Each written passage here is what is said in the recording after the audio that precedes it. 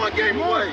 Blow up. We're playing for something, man. We're playing for something. Just gotta mean something to you. They gotta mean something. Everything you got. Everything you got. Let's finish this. Do it, fellas. Let's go. Let's do it, fellas. Finish 2-3. 1, 2, 3. Finish. You ready to make history? Come on now. Yeah. You know, there's these two words. And when I say them, people get goosebumps because they know what happens next. So without further ado, free smoke. Look, scared cause I'm drowning in silence with bad thoughts. These days I don't have nothing to say, man, the bag talks. I put in headphones on my driver. Pull up to the spot and give a good dick and Godiva. I can't lie, I'm uninspired.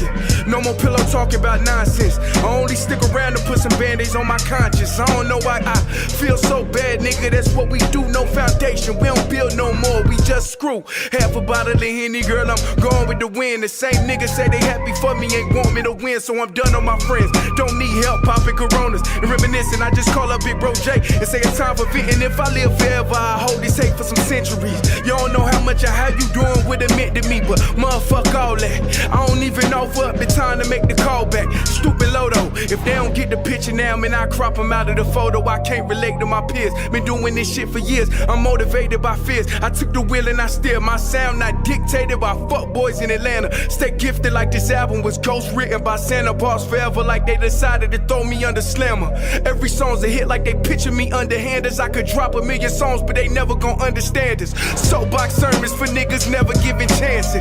Fight our whole lives to get these weak ass advances. Work twice as hard for the shit that they getting handed. And this ain't even nothing we chose, nigga, we branded. Still can't tell why all of these niggas mad at me. I'm trying to get 100 so I can put my team on salary. Give it all to the art, man, I turn my life to a gallery. Man, damn, what a fucked up masterpiece. 1,100 shots and I swear, man, I felt them all. If we ain't even good on our blocks, man, who can we call? Pre-decline state of mind, we broke crabs in the barrel. Got us fighting our folk, man, this shit just a life of peril. Let me be very clear. I'll never give up. Never. Week 9. 9. However you say that. Week 9 in the NFL. Week 9 in the NFL is here. It ain't left us yet because we still got to get the Monday Night Football. That's got to come. That's got to go. But Sunday football, it has come. It has went. And now we sit in anticipation waiting for week 10. But I appreciate y'all for joining. Man, bro, I might got to turn this heater off, bro. I'm kind of toasty right here right now. Anyways, I appreciate you for joining me on another episode of Kicking It with Saint. I have a TikTok. Eventually, when I get it set up the way I need it to be set up, I'm going to need y'all to start following that. All right. I'm going to drop I'm going to probably have a slide with it on it and whatnot. I got a Twitter too, and I haven't put that back in the thing. My Twitter got restored.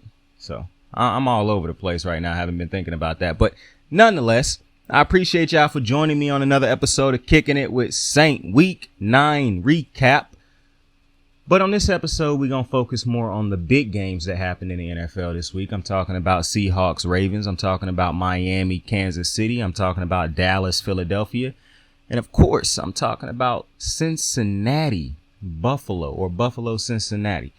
But it is another big game that happened. And it was a lot of great things that happened. So I just want Texans fans, because it took me a lot to decide how I was going to do this. But I want Texans fans to hear me out right now. I will not be talking about the Texans in this video, in this show. On this show, part 1 of week 9 recap will not be I'm not going to be expanding or going deep into the Texans. I watched the game. I got a lot to say about my guy, CJ Stroud. But just in episode 2, when we do the second show for the part 2 for week 9, we're going to talk all about CJ Stroud and the Texans. Going to expound far more on that than I do on this episode. But this episode, I want to focus more on those big games that happened. But with that being said, I appreciate you for joining me. I hope everybody out there has had a great day, great afternoon, great night.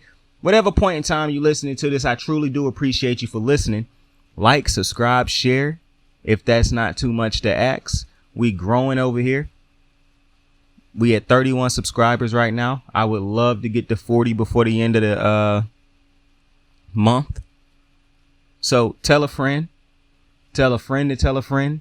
Check us out over here. We growing. It's a great sports show right now. It's as great as it can possibly be at the moment. But we're going to get better. We're going to get bigger. We're going to grow. We're going to improve. Leave comments. Leave likes. Subscribe. Share. I appreciate all that. Now, with that out of the way, because I don't normally do that before the beginning of the show, but I hope everybody's mental health is going good out there, man. I know how it is, bro. And I say this every day, or very often nowadays, because I just know how it is, bro. I just know how it is. When you're walking around this life and you feel like it's just nobody out there that love you the way you in your heart you want to be loved, the way inside your body you want to be loved. I get it. You're going to get through this. You're going to get through it. I firmly believe there is somebody out there for everybody. I actually think it's multiple people out there for everybody, but there is definitely somebody out there that you can find. Just keep searching. I done seen so many people. Even at one point in time in my life, I was the type of person who could be down after rejection or something fall apart.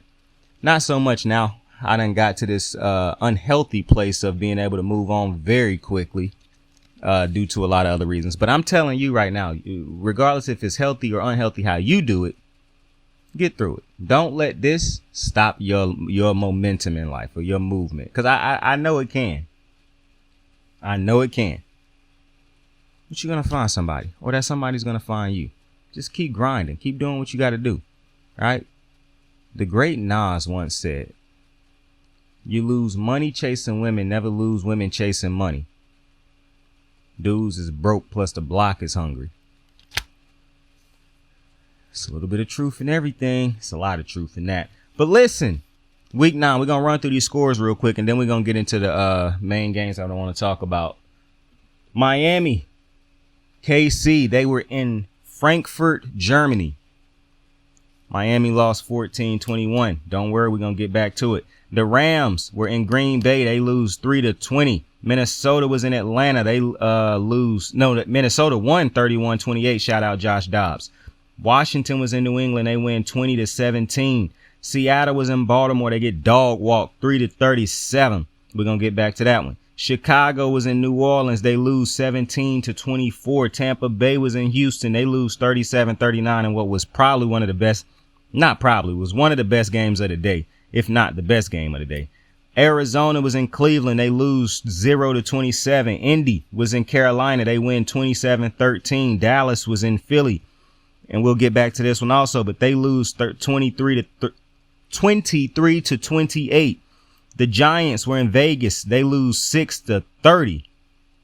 And Antonio Pierce's first game as a head coach against his former team. Buffalo in Cincinnati on the Sunday night game, and we'll get back to this one also. They lose 18-24.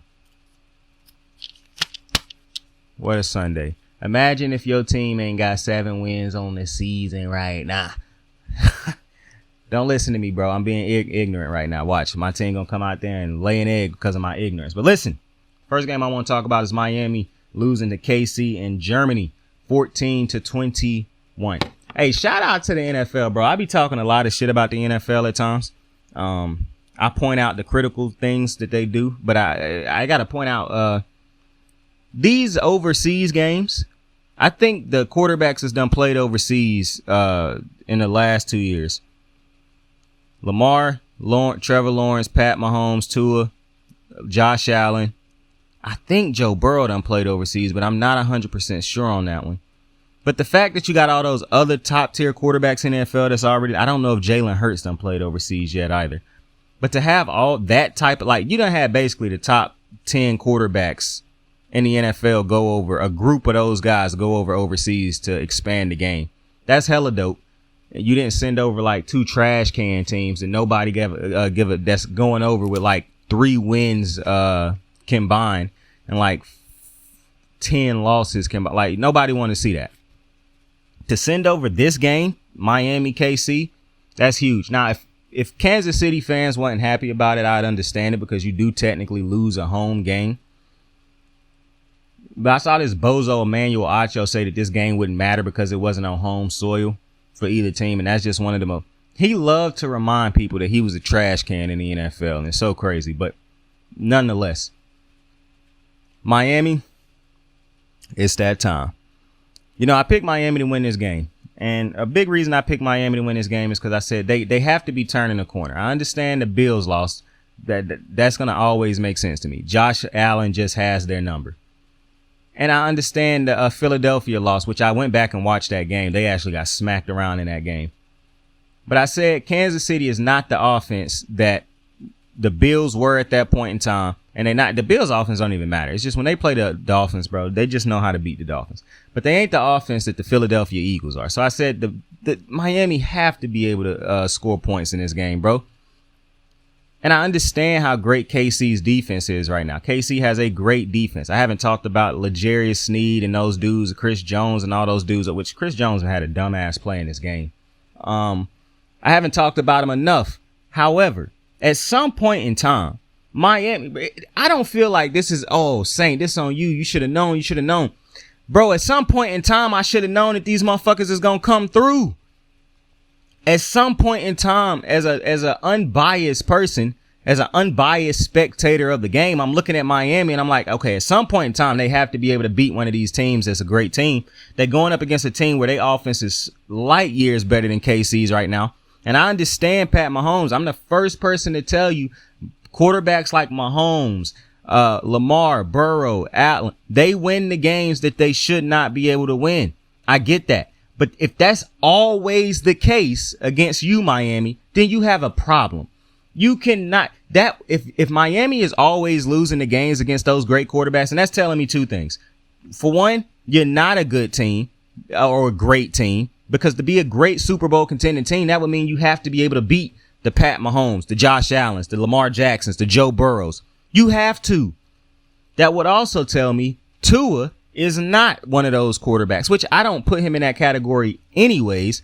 But if you're going to be sitting around the MVP conversation every year because of the weapons you have and because of the yards that you put up on these bad teams, at some point in time, I'm trying to sell myself, okay, it's got to make sense. But now it's starting to seem like it don't make sense. And some people will say Tua played the better game in this game. That's moral victory type of mindset. He did not play the better game in this game because at the end of the day, the great quarterbacks don't have to play a whole great game. They don't. That's what I tell you all the time. This is why I get irritated when people go at Jalen Hurts and Lamar Jackson.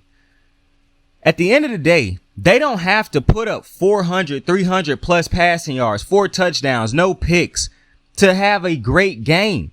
That's not what the greats do to be great.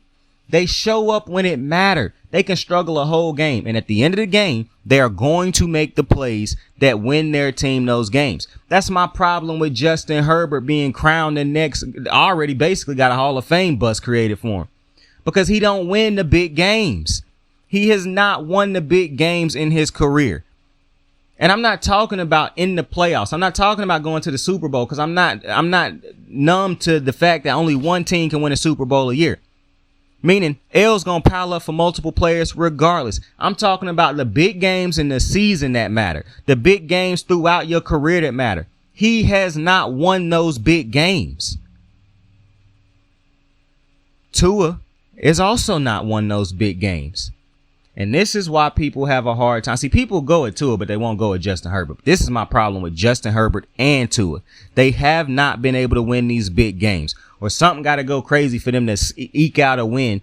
But then the win following up don't matter because then they'll convincingly lose against a good team again. This is a problem. How bad do KC's offense have to be for you to pick up a win? KC's offense didn't score in the second half of this game. Travis Kelce had less than 20 yards in this game. KC still won this game 21-14. And obviously, KC is not beating a Baltimore or a Cincinnati, in my opinion, right now. And that's for a completely different reason. Not only is their offense struggling, but Pat Mahomes can be great and still lose those games because it ain't Tua on the other side. It's Lamar Jackson and Joe Burrow, 2 actual legitimate franchise guys who can. Now, when I say this, you got to understand, I still kind of iffy on it with Joe Burrow. But they are the rising tides that lift all boats. like I said, still kind of fishy on that with Joe Burrow, because I've never seen Joe Burrow be successful without having multiple great players around him. So this is not necessarily the rising tide type of situation. It's just he's a great player with a lot of other great players around him, and I'm not knocking him for that. But he ain't doing what Lamar Jackson and Pat Mahomes got to do for their teams. As simple as that. Or what Josh Allen got to do for his team. But we'll get into that later. But those are the type of quarterbacks you got to beat. It's looking like Miami and Tua not going to be able to beat them. Mike McDaniels, for some reason, cannot seem to coach up his offense in these big type of games. Tyreek Hill had a fumble in this game. The great teams cannot continue to make you look less than every time you play them, because now everybody just running around saying, oh, Miami fraudulent, bro. They can only beat the bad teams. They can't actually go up there and compete against the great teams and beat them. Or they can compete against the great teams, but they're not beating the great teams. That is a problem. Now, I have a problem when people stick that narrative on the players and teams way before you should actually stick that narrative, because they was doing that to Lamar Jackson in his first. Lamar Jackson's MVP season, his unanimous MVP season, was his first full year of starting. And because he was playing so great, people kept yelling, oh, well, he can't beat people from behind, or they can only beat bad teams, even though he was piling up wins throughout his career of beating teams that's over 500 on a regular basis. He beat the Bengals, and now people describe it as, well, Bengals wasn't good at the point when he beat them. He play them twice a year. And when they beat the Ravens, that is not the same excuse y'all give them. I ain't heard not one person one time come out and say every time they bring up Joe Burrow that he lost the Super Bowl, because people act like he won it. And that he almost lost to the Ravens last year without a Lamar Jackson. Could you imagine if Lamar had been in that same situation? That's all you would have heard. Well, remember, he beat the Bengals, but Joe Burrow didn't play. I saw them the other day talking about Dak Prescott and his record against the Eagles. And the fact that, and somebody was like, well, they beat the Eagles a lot. Bro, Dak does not beat this new version of the Eagles. What are you talking about? Oh, well, he beat them last year. Jalen Hurts didn't play last year. Like, the media is ridiculous, bro. Absolutely ridiculous. Like Jason McIntyre trying to shit on the Ravens and using his, like, they went in the Baltimore. Bro, you're capping. But nonetheless, Miami, you have a problem. I don't think this label has been put on you unnecessarily. Miami clearly cannot beat the teams that's over 500, and that is a problem right now. At least they cannot seem to beat the top tier teams, because it's teams that's over 500 that's not that good. It's like I was telling my brother today. The Steelers are over 500. Every team in the NFC North is over 500. Every team in the NFC North is not good. I said that this isn't one of them situations where the record matters between Baltimore and Cincinnati, possibly Cleveland. The Pittsburgh's record does not matter, bro. And I'm not going to sit here and go over all the things and the reason as to why that is the case. But just understand, Pittsburgh, you are not good. Okay? Like I was telling my brother, y'all just so happen to luck up into this. It's not even a luck. I don't want to be disrespectful, but y'all record does not matter compared to the upper echelon teams. And when I'm talking about those type of teams, I can see Miami beating Pittsburgh. I could care less about that.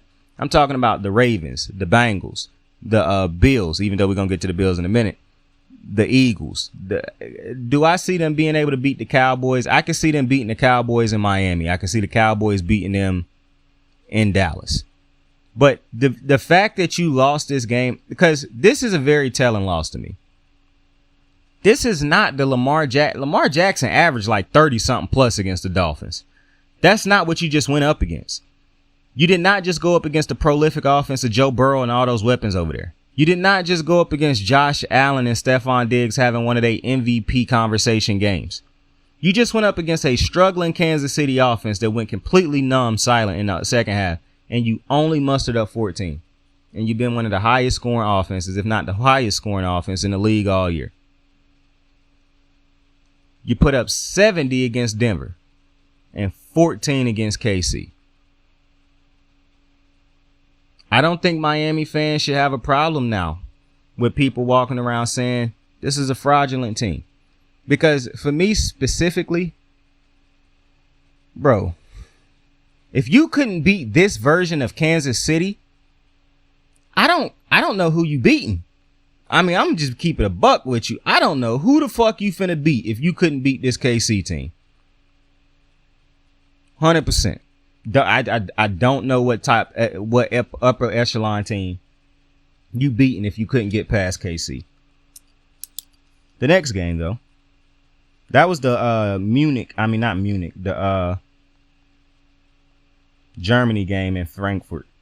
Next game though, Baltimore, Seattle.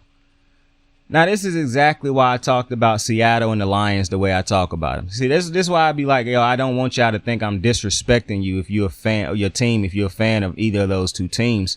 It's just the way I see football, the way I watch it. The Lions and the Seahawks are good teams. They're possibly great.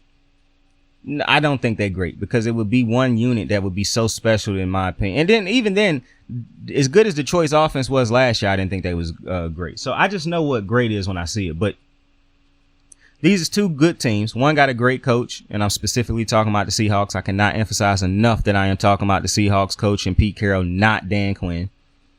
But the difference between those two teams and a Ravens team, and the reason why some people say on any given day these teams is not that much worse than the Ravens. I agree with you. But on every single given day, if Lamar Jackson and the Ravens is playing their game, even if those two teams are playing at their best, they will lose. And it's not because I think less of those two teams. It's for a very simple reason. Both of those two quarterbacks are good quarterbacks who are having to be coached up supremely. You don't want them straying away from the script.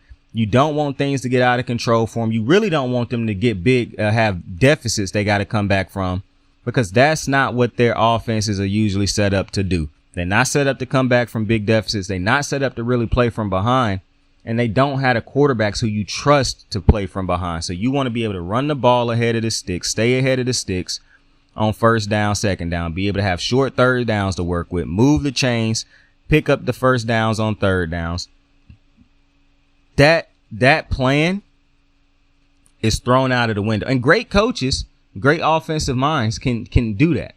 But that's thrown out of the window when you play against a team that has a quarterback who don't need every play written up for him, who can play in the midst of chaos, who can make the big plays in the midst of chaos, who don't need all his players to be healthy for him to still go out there and beat a rising tide, who don't need have to be 100% to still go out there and give you your money's worth. That's the problem that those two teams face.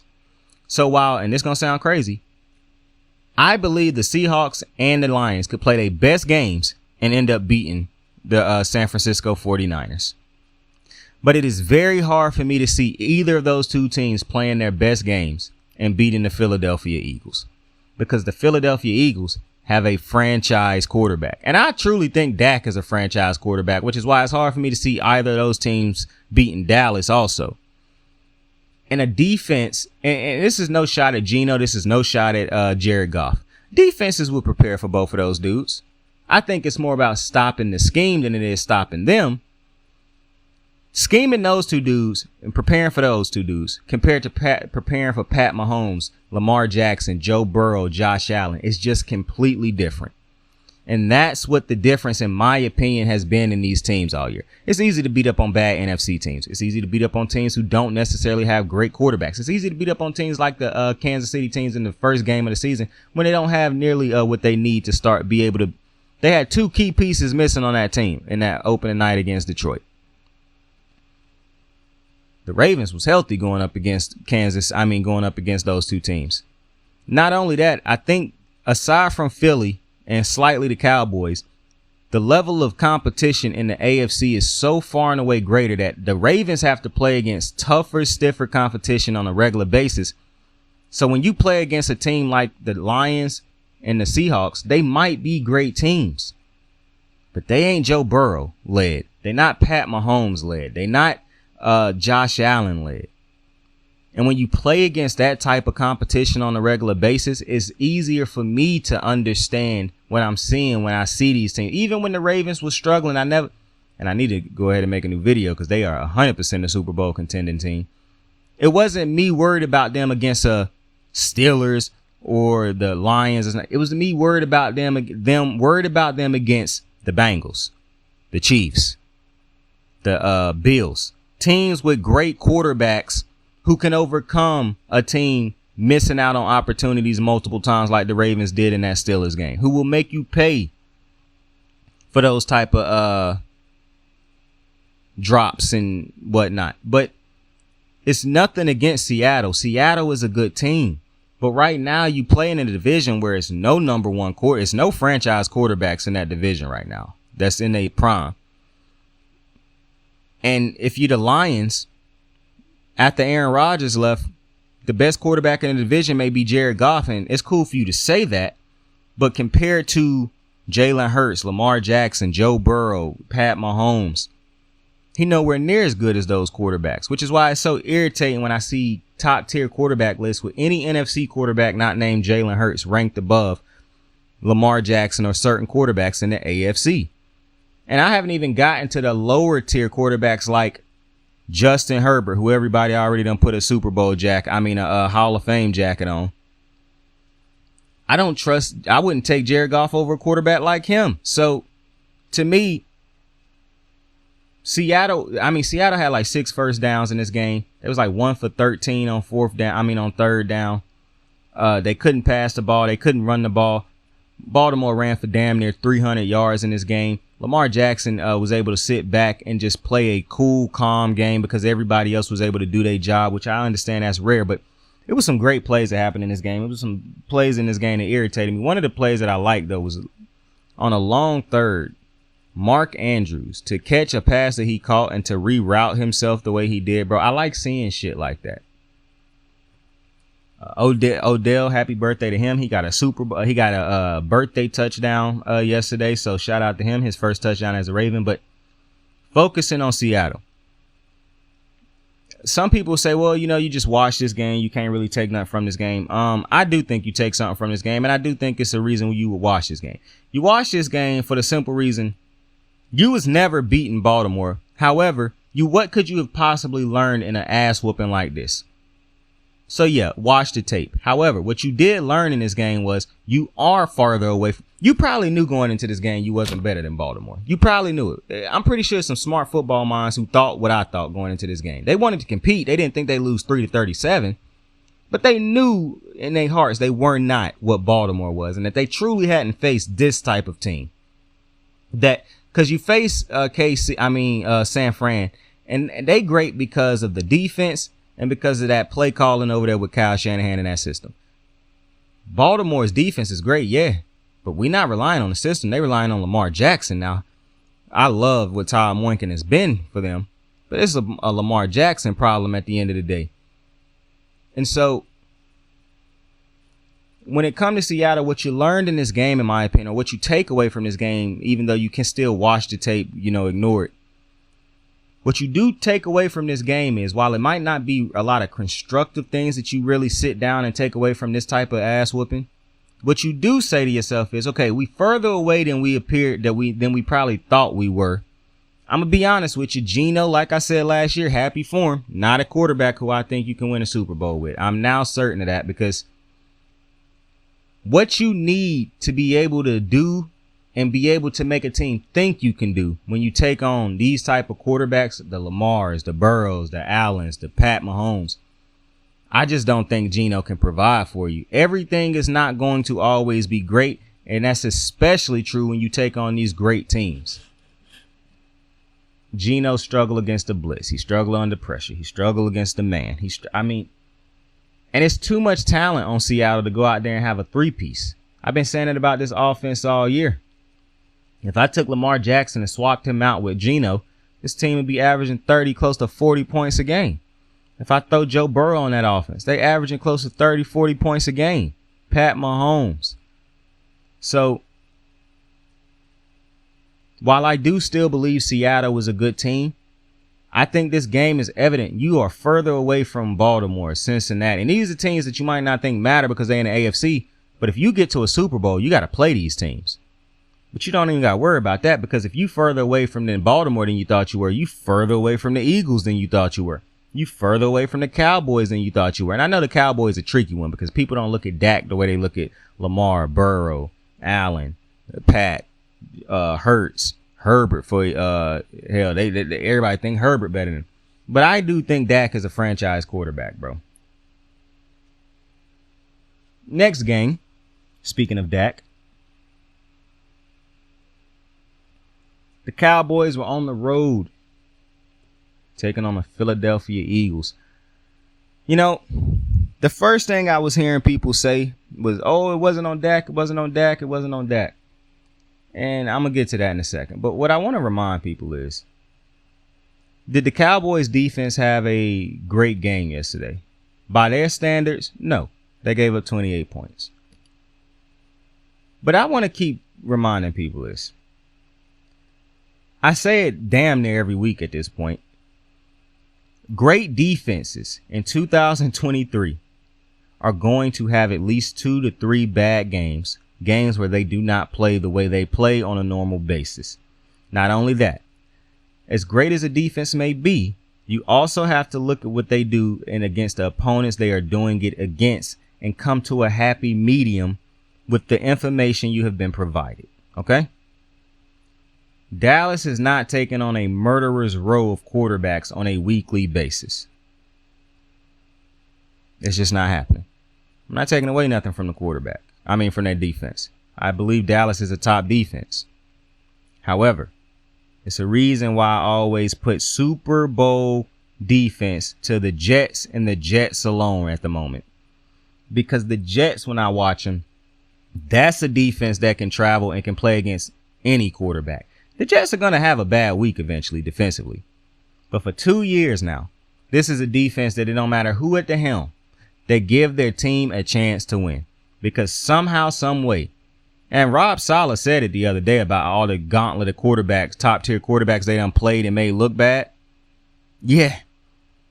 Because that is a Super Bowl defense right now. That if you plug Lamar, Josh Allen, Joe Burrow, Pat Mahomes, they're probably winning the Super Bowl. Because that is a defense that, and I understand what the Ravens have done this year. The Ravens haven't even given up double-digit touchdowns this year.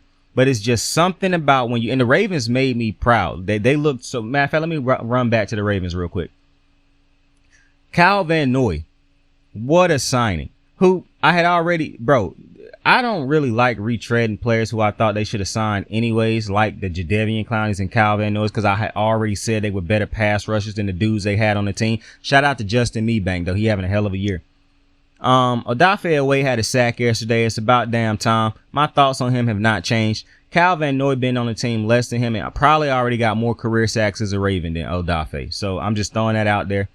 The pressure that people love to talk about him providing to the quarterback is nowhere near as consistent as what Jadeveon Clowney does, which Raven fans seem to think that matter now, even though I've been telling people for the past couple years that if you judge Jadeveon Clowney on just sack numbers, meaning not even just sack numbers, on did he get the sack or not, then you're never going to appreciate what he do. Because for a long time, he done been one of the most disruptive players in the league at his position. And in his prime, it was probably nobody else more disruptive. It would be sweet if he could finish and get the sacks. But to say his impact has not had an impact on every defense he done played for when he done been himself is insanity. Kyle Van Noy done been great the last couple years in the last couple teams he done played for. These are the type of players, while, yeah, you got them for cheap because nobody else was signing them. These players who you should have tried to go for anyways because their production is better than the guys who you babysitting on the team already. But I digress. And shout out to Keaton Mitchell, who is probably going to be RB1 or 2 real soon. Justice Hill losing them touches as we speak. But next I want to talk about, heading back to the Dallas game. So I understand. So understand that the defense, back to the defensive point I was making. I understand the people who say Dallas's defense didn't have a game that you expect them to have. And I get it. Dallas's defense, it was rough for him out there. But what I would also say is they still played good enough to give them a chance. Dallas was 3 for 5 in the red zone. The Eagles was 3 for 3. Dallas had more opportunities. They just can't. In the game, the Eagles walked them right up the field with flags. And Dallas some way walked them, so they cha-cha slide moonwalked right backwards. So they couldn't win. Like, it's insane, some of the mistakes that Dallas make. But what I want to say is Do I blame this loss on Dak Prescott? No. Is he completely absolved in the loss? No. Dak Prescott did play. Dak played a great game, and I'm a Dak defender. He played a great game. He played a good game, because a great game. At some point in time, you cannot be mad that the expectation is for Dak to win these games. It's just like Tua. You have to be. You lost against the 49ers. You lost against this Eagles team. The expectation is, if you Dak Prescott, okay, I need you to be able to have really no help at times and be able to be a Pat Mahomes and go in there and beat Miami. I need you to be able to be a Lamar Jackson and take down the top two teams in the record. Two of the top teams in the NFC, and the Lions and the Seahawks. I need you to beat them. If you Joe Burrow, I need you to be able to beat the Bills on Sunday night. Like, it's not fair to expect Joe Burrow, Josh Allen, Lamar Jackson, because Josh Allen beat the Dolphins, Pat Mahomes. We expect them to go out there and be great. Jalen Hurts. But it's not fair to hold Dak to that same standard, because the expectation for Jalen Hurts was to go out there and beat the Dallas Cowboys at home. And he did that. So to me, you can say Dak played a good game. But at the end of the day, he did step out before crossing the plane on that touchdown. That was the throw. The dude's knee was down before the ball crossed the plane. Some say maybe Dak should have thrown it, waited a little bit long. I don't know. But what I know is there's a lot of things that they could have done or didn't do that cost them this loss. And yes, Dak had moments in this game where he could have been better. And so while he played a good game, to say he played a great game or a perfect game in the loss is insane. I can go. The closest thing I've seen to a perfect game being played in a loss was Josh Allen against the and that's off a recent memory, was Josh Allen against the KC in that playoff game. Josh Allen played damn near a perfect game. Like, they legitimately lost because of the clock. It's very hard for me to look at any possessions in that game and say, well, if he had done this on this possession, no. That Josh Allen played damn near a perfect game, because to me, a perfect game is not when you make no mistakes whatsoever. That's just ridiculous. I understand there's people who go out there and have perfect game ratings and whatnot sometimes, but I'm talking about big game, everything on the line. It's hard to go out there and be perfect through that entire game, because you're usually playing against another great team. But Josh Allen played as perfect a game as you could possibly play in an L. This was not the type of game Dak just had. Dak had a good game. I agree with that. And I do think one of the problems in the Dallas defense and not being able to stop the run is really going to bite them, bro, if they cannot figure it out, because the Eagles can run the ball when they need to. And they can throw the ball. And that was the reason I had changed my pick on the show from the Cowboys to the Eagles. Because at the end of the day, I like CeeDee Lamb. I think CeeDee Lamb is a number one receiver. He is great. Bro, the Eagles got 3. Well, they got 2 for sure in Devontae Smith, who don't get nearly enough love. Just run past people on a weekly basis. Devontae Smith, A.J. Brown, studs, number ones. Now you got Julio as your third option, if he got anything left in the tank. Dallas Goedert is a top 5 tight end. He don't get talked about enough. He went down yesterday, so hopefully he's healthy. A great offensive line, like that, bro. You just have to be better against the Eagles. And it's, to me, it's really no excuses for. I understand the defense could have been better. Yeah, they could have been. But your defense not going to always be perfect against a team like the Philadelphia Eagles. They got a lot of weapons for a reason, so they can overcome great defenses. So to me, while Dak did play a good game, it's still plays that was left out there on the field. It's like I listen to Lamar Jackson, and even in wins, he's so critical. He'd go back through the plays where he know, like, bro, we could have scored right there. We could have scored right there. And he's not satisfied. That's the type of mindset you basically have to have as a Cowboy fan after a game like this. It's opportunities that was left on the field for us to win this game. And we didn't do it. And I don't think you can be smart to think to yourself, oh, well, you know, they was at home, so who gives a fuck? And the last game we're going to talk about is the Sunday night football game. Buffalo was in Cincinnati and they lost 18-24. And I predicted that Cincinnati would win this game. I thought Cincinnati would have scored a couple more points on the game, but they didn't. Listen, man, both teams came out on fire. Both teams walked right down the field and scored. But I thought the worst thing that could have happened for the Bills was when the Cincinnati Bengals walked right back down the field and scored again. I thought as soon as that happened, I said to myself, yeah, Cincinnati's not losing this game, bro. Cincinnati is just Buffalo don't match up with them. They just do not match up with Cincinnati.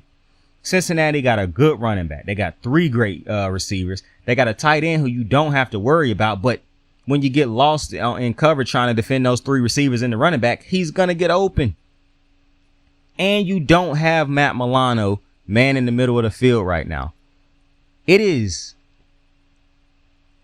bro, the fact that the Buffalo Bills were able to make this game as close as they did is a testament to Josh Allen and how hard this team fight and is how good they coached and whatnot. But against the Bengals, bro, they just don't have, unless they can have a pass rush from start to finish. I don't know how Buffalo ends up beating Cincinnati. This is to me one of those few things that is such a big mismatch. And I understand it because Cincinnati is a mismatch for damn near every defense because they can trot out Boyd, Chase, Higgins. I get it. However, and then they can fuck you up with Mixon in the backfield. And oh, by the way, we got a very competent quarterback playing quarterback. The problem for Buffalo is, as good as the defense is, so I saw somebody say they didn't have Tre'Davious White last year. Yeah. And they lost the game they didn't play against when he didn't play against the Bengals. Because you needed Tre'Davious White against this team. Johnson and them boys was out there getting burnt left and right. It's just too much to ask a defense to have to defend that dude, this dude, that. It's just too much. And when you don't have, see, to me, the biggest problem might be, okay, so it's 2 problems. And I don't know which one is the biggest one, but I do know which one is not helping towards the cause. I don't know if you call it a problem that you can't really truly defend Cincinnati right now.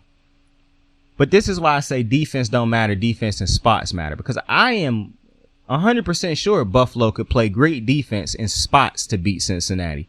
The reason is very hard for them to put themselves in a position at the right time throughout the game to be able to beat Cincinnati is because, for some reason, the owners of this team, the GMs, have neglected to build on the talent. They haven't had a competent running back since LaShawn McCoy left. I like to point out Shady McCoy was in the back end of his career. Since bringing over Stephon Diggs through a trade, they have yet to go out and get a receiver opposite of him. You keep saying Gabriel Davis. Gabriel Davis is never good throughout the season and might come to life in the playoffs.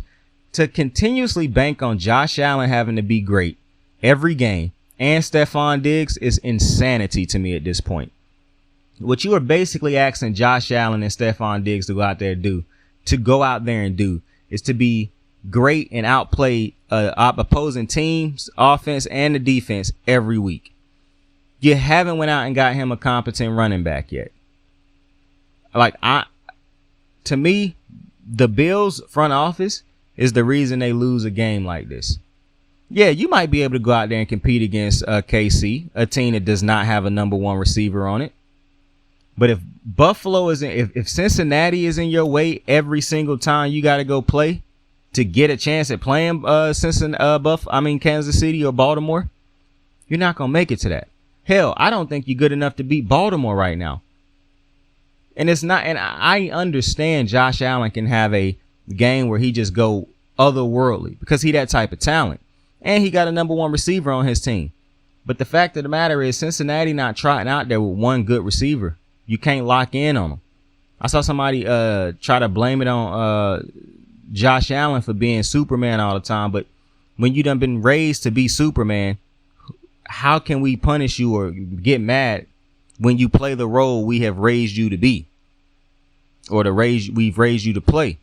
Like, he done been asked to be Superman, and so he done obliged. And to be quite frank with you, if he stopped being Superman, this team would be worse than it is right now. I don't know how you look at this Buffalo team and think to yourself, this is a talented offense as far as like the name value. People keep telling me that the names don't matter, that the players don't matter. The players do matter. And the Buffalo Bills going out there every week with the game plan having to be Stephon and Josh will figure it out because they cannot run the ball consistent enough because they don't get production from other players on a routine basis. That is not a Josh Allen problem. These games have become an indictment on Josh Allen. Like, oh, Josh Allen is so much worse than Joe Burrow. Bro, Joe Burrow has not played an NFL game without his top tier talent. And every time one of them go down and he struggle, it's, oh man, look at his talent. It's hurt. But for some reason, we expect Josh Allen to go out there with just Stephon Diggs, no running game, no receivers,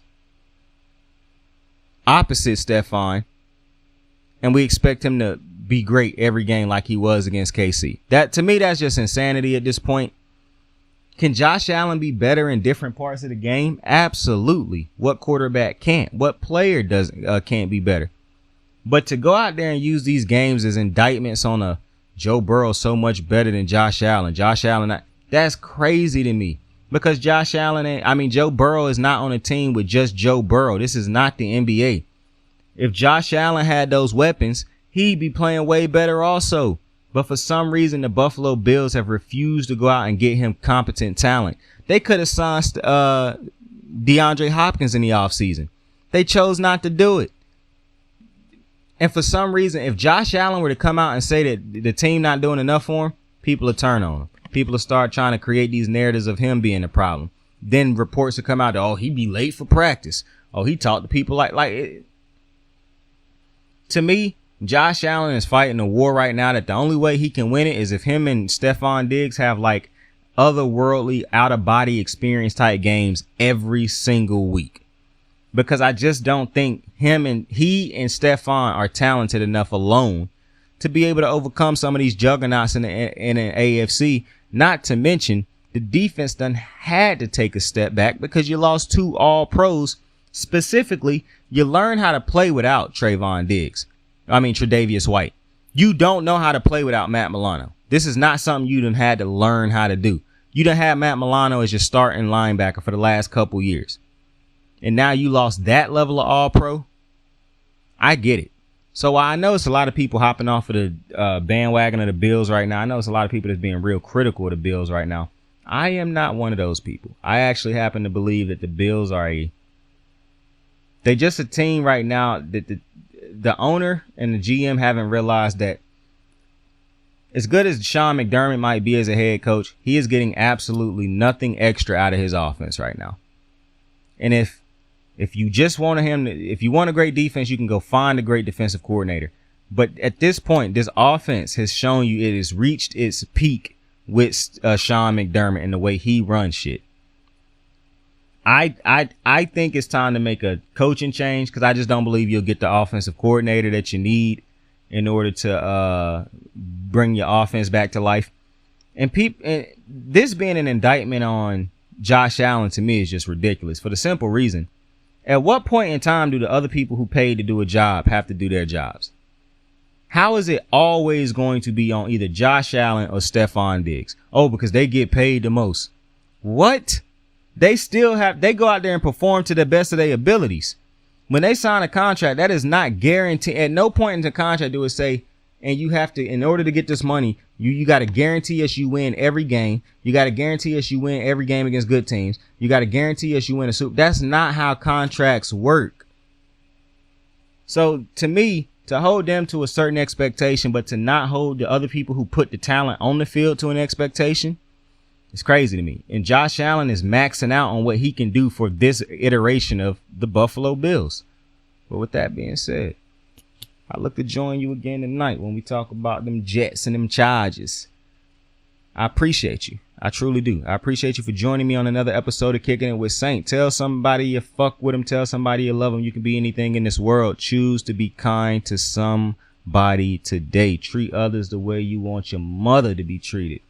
Now, if you one of them weirdos who be like, man, I don't even fuck with my mama. Fuck that bitch. Okay, bro, this was not for you. That comment clearly was not for you. But if you somebody who fuck with my dukes, you go out there and treat somebody you want the way you want people treating you, my dukes, all right? Maybe you a father person out there. I ain't leaving dad out there to dry. Treat people the way you want people treating your old mans, all right? With that being said, I appreciate you for joining me on another episode of Kicking It with Saint. Tell somebody you fuck with him. Tell somebody you love him. You can be anything in the world. Choose to be kind to somebody today. I fuck with you. I love you. Like, subscribe, share. Saint out.